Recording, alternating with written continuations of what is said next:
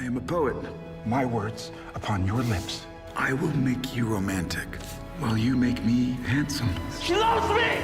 I give everything for someone to say.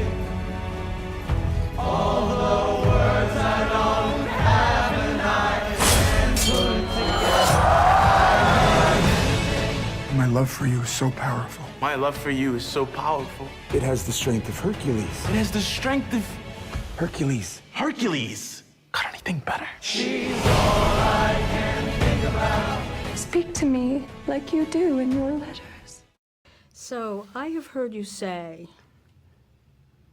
that you are very interested in the next project being a challenge and constantly challenging yourself. This was your first musical. Right. So I'm wondering how you as an actor managed to do the transitions between language and or spoken word and song. Is there a difference in dimension for you? Is there a difference in the interior spirit of you as an actor in moving from one to the other? You mean within the piece itself? Yeah. I mean, it's a testament to the creative team, the quality of our writer Erica Schmidt and the musicians and the lyricists of Matt Berninger, Corinne Besser, and then the musicians of Aaron Desner and Bryce Desner to make that transition sort of almost seamless. Because it isn't a traditional musical. I've always saw it as like a movie with songs, and the poetry just sort of blends into each other in terms of what's spoken and what's sung. They're very personal songs. They're very intimate songs, most of them. So it's almost like they're thinking out loud, at least in some of the ones that I sing by myself. So that made it easy. There wasn't any sort of showmanship quality to it.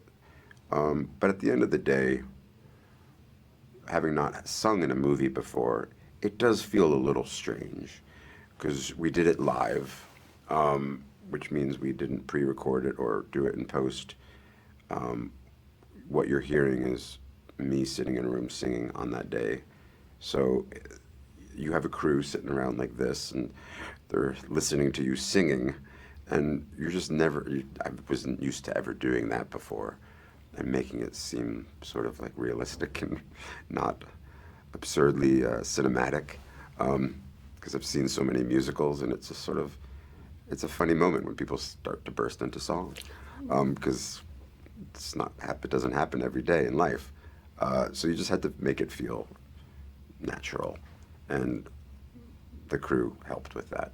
It did feel very natural. Yeah. It did feel as though the song was simply a heightened expression of the character. But I'm wondering how you as an actor, was there something that you used to trigger that need in the character to express in song? Oh yeah, certainly. I mean, it was all, they took the long monologues of the original piece, or Stan's piece, and just rewrote them into songs.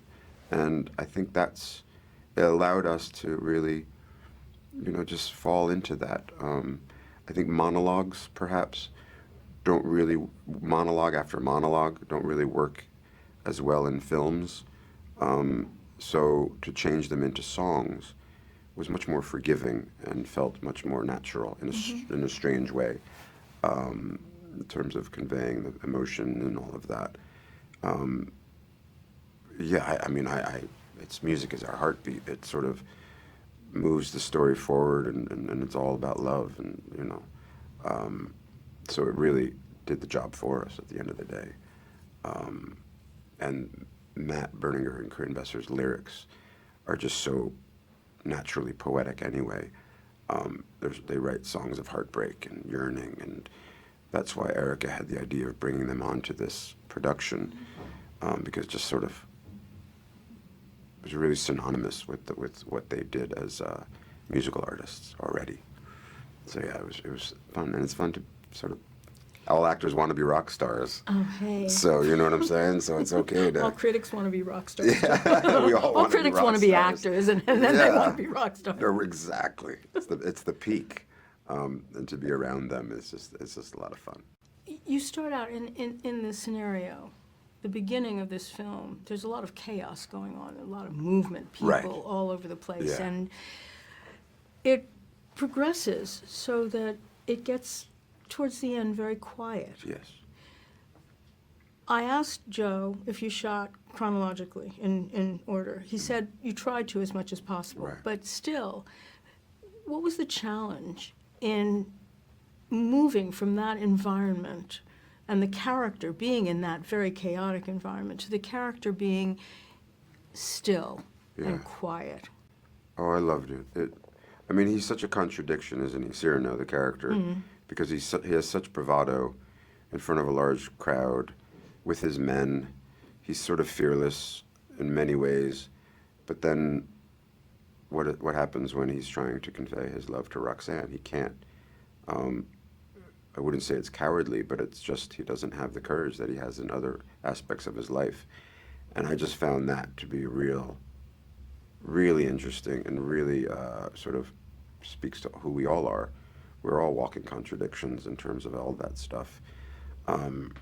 Just because you can win the battle doesn't mean necessarily you have the wit to speak to the girl. And we just assume that heroes are good or heroic in all aspects of their life, and we're not.